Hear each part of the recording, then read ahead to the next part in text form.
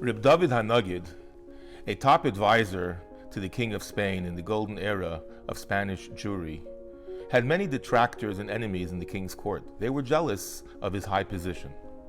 They constantly told the king, he doesn't tell you the truth, he's hiding from you.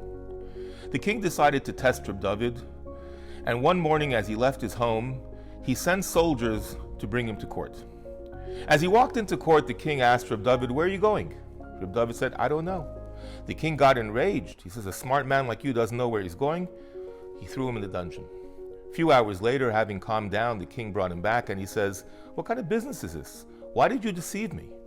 Reb David said, I never meant to deceive your majesty, but look, I left my home this morning to go pray in synagogue, and instead I ended up a guest in the king's dungeon. You never know.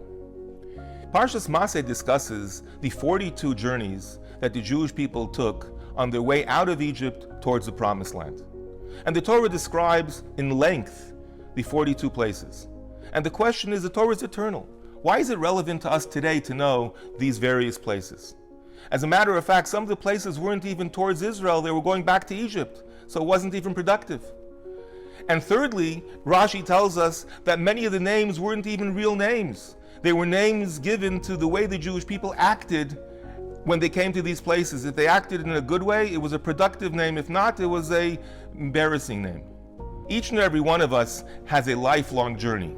A journey that leaves our personal Egypt, our personal Mitzrayim, Meitzarim Ugvulot, whether the constraints and limitations of our daily grind, on the way to Israel, on the way to the Promised Land.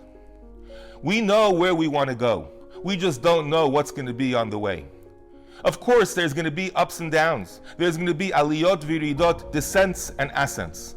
And the question is, how do we deal with those descents? Are we going to allow them to bring us down or use them to propel us further?